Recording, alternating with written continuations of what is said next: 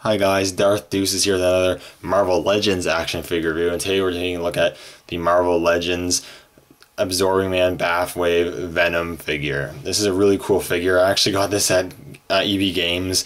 They've been stocking up some Marvel Legends. They had some of the Absorbing Man Bathwave there, and they actually had Venom, which is pretty cool. I have the Marvel Legends Carnage, so I've been wanting this Venom to go with that Carnage, and I've heard a lot of cool things, good things about this guy, so I'm really happy to have him and give you guys a closer look at him.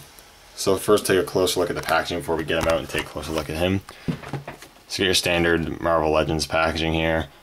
You got the Build-A-Figure Bathwave Absorbing-Man, Spider-Man logo, Legends, the figure showcase inside with all the accessories and such, Venom, cool Venom portrait on either side. Figure in the back, a pretty cool image of the figure. A really brief bio which says a sinister symbiote, Venom mimics the powers of Spider-Man and plots to take down the web-slinging hero once and for all. Then you have the Absorbing-Man bath, and the rest of the figures you'll need to complete that bath. So that's pretty cool. You know, I've seen a fair amount of this wave's figures around. This is the first time I saw Venom, and I had to pick him up. So we'll get him out of the packaging, and we'll take a closer look at this figure. Alright guys, so we're back with Venom out of the packaging, and this is a pretty cool figure. I really do like this Venom figure. He's not without his issues, of course, but for the most part, it's a really solid Marvel Legends figure. I really do like it a lot. First off, he does come with the bath pieces. He comes with the two heads for the Absorbing Man bath, which is pretty cool. I like this one a lot. I like the detail on that. It looks pretty cool. I'll just give you guys a quick look at that. I will not be building this bath, so if anyone's looking for these heads for the Absorbing Man bath, I've got them. But anyways. So, yeah, this is a really cool figure. I like it a lot. I like the display options you have with this guy. Is he the best Venom? We'll get into my views on that at the end, but we'll take a closer look at him first. So, actually, before we just take a closer look, I'll give you just a look at his size. He is quite a tall figure and a bulky figure. Just putting a normal 6-inch figure to him. He's about a head taller than a 6-inch figure, which puts him around the 7-inch scale, which is pretty cool. Which he should be rightfully taller than your average figure, 6-inch scale figure. He is a taller character and a bulkier character, so I like that. Taking a closer look in here. So this is the head he is packed in with when you take him out of the packaging, which is pretty cool. It is the head with just the smile going on there and the without the tongue, which I like to call the Todd McFarlane head. Todd McFarlane did co-create this character, and when Todd McFarlane first created the character, he actually did not have the slobbering tongue that was included later by other artists. I always grew up with the slobbering tongue one. That's when I saw him, but this is a really cool head. All throughout this figure, the main paint is black, which it would have been nice to maybe have a little bit of blue accents to the figure, but for the black still looks really good. I do like the simplicity of it. The eyes are nicely painted. They're white and they're pretty nicely painted. You know, there's not a whole lot of slobbiness going on. I like that. Teeth are cool. You got the teeth painted in there all individually. Looks nice. And then you got the pink of the mouth. And I think it looks pretty cool. The grin's pretty cool. I do like that a lot. Then you got the rest of the figure here. The spider there is painted pretty nicely. It's pretty sharp, and the black parts are painted pretty sharply. There are a few errors here and there. Some smudging there. But for the most part, it's not bad. He also has 2 holes on the back, so you can put flight stands there. You could put symbiotic, tendrils there if you wanted to. So it's cool that you get that option. This figure is being used on the Hyperion body mold, so it's a very bulky figure. One thing people have complained about is how the packs are pretty pointed out towards the rest of the figure. That doesn't bother me that much. Actually, what bothers me is more or less the neck. Some people have also said the head's a bit too big, which might be a little bit true, but I think it's like the neck. For some reason, I feel like maybe the neck's just a little too long, so it makes his head look bigger and to make things look a little off. But it's not terrible. I'm not going to complain about it too much. The rest of the figure, you got the nice muscle sculpture. Not a whole lot to really go on about. The muscle sculpting is nice. The hinges are decently hidden. The hands he comes packed with are his clawing hands. He does come with another set of hands that I will show, but it's pretty cool. They're open, they're kind of pointy, the clawed like. It does give that sort of creepy look to him, which I really do like. He does have the white on the back of the hand, which is pretty cool. So it's pretty cool. I do like that a lot. You know, again, just black with you have the numbers are just kind of annoying, but you know that the muscle sculpting going on is pretty good. And you get the feet, which do have peg holes at the bottom. And, you know, sculpt wise and everything, it's a pretty good figure. You know, again, the neck part is a little bothersome, but it's not too bad. I'm not going to complain about it too much. In terms of articulation, he's pretty good. He has a ball joint with a hinge, so you can pivot the head a bit, rotate it. You can look up decently and look down decently, but you can't really get anything in the middle because it's like his head's kind of like spring-loaded. It just doesn't want to go in the middle. It just goes back, so it kind of sucks, but it's not a huge deal. Ball hinges at the shoulders, which move above a 90-degree angle, is just pretty sweet. Swivel at the bicep.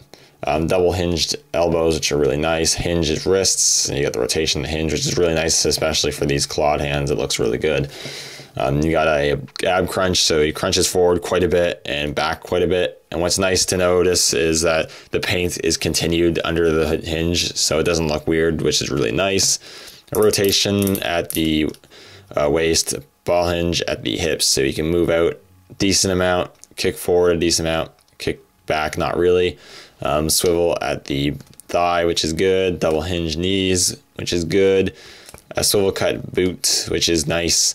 A hinge at the ankle, which moves decently well. And the rocker, which is also really nice. So this is a really articulated figure, and you can really get some great poses. That's probably one of the best things about the figure, is a lot of really great articulation. Now, in terms of accessories, as you saw, he does come with the BAF pieces. He also does come with a pair of interchangeable hands, which are the fisted hands here for punching, I guess, because when you don't want to claw your enemies, you'll punch them out instead. So that's cool that they give you that option. So they just pop off like so, and you just put them back on. I'll just put this one on, so you get the idea there. So yeah, you got the fist there, so that's pretty cool. And you can now have them, you know, doing crazy poses and punching people and stuff, which is pretty cool. I like that. He also comes with an alternate head, which I know a lot of people will like, which is the head that I'm more familiar with, which has the tongue, which is pretty cool. It's really nice. I mean, you do got some really nice sculpting there, which kind of makes it look like he's furrowing his brow, but the eyes are, again, painted really well. You've got the teeth, which are sculpted, which looks really nice. You got the tongue there, which is sculpted really nicely. I really like the sculpt of that tongue. And you got the green slobber painted on there, which looks good for the most part, you know. I think it looks good. I do like it. Looks really awesome. And this is the head I like to display Venom with. I think it just animates him so much more. Don't get me wrong, this head's really nice too, but I do like the tongue head. And one thing I'll note is that, well, even now, but especially when you first get them, it's actually quite tough to get the head on. Swap the heads. It's not as bad once you do it a couple times, but it is kind of tough at the first time, so just be wary of that. Then you have them, but then you have them with the tongued head, and it looks really, really, really cool. I really do like that a lot, and you get some really cool poses with them, you know. I just really like the look of this guy. He definitely has a more cartoony feel, which is cool, because that's how I was familiar with Venom. I saw him in the 90s cartoon, and I liked him from there. And, you know, you can just like that, you can get him in some really cool poses. I really do like the look of this figure a lot. Now, just quickly, I'll give you some comparisons.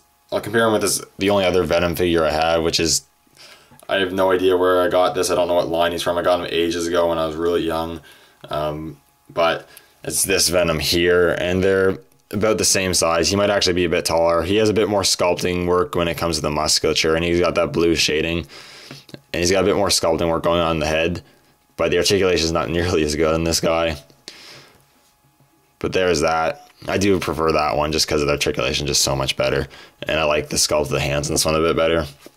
And then he goes really well with the Carnage released, and I have that Carnage figure, which is probably one of the main reasons I got this Venom, so I could expose these two guys together, and they look awesome together. This is really cool. And if you have, I don't have the Pizza Spidey, unfortunately, but if you have the Pizza Spidey or any other Spider-Man that look more like they're from the cartoon, this guy looks really good with them.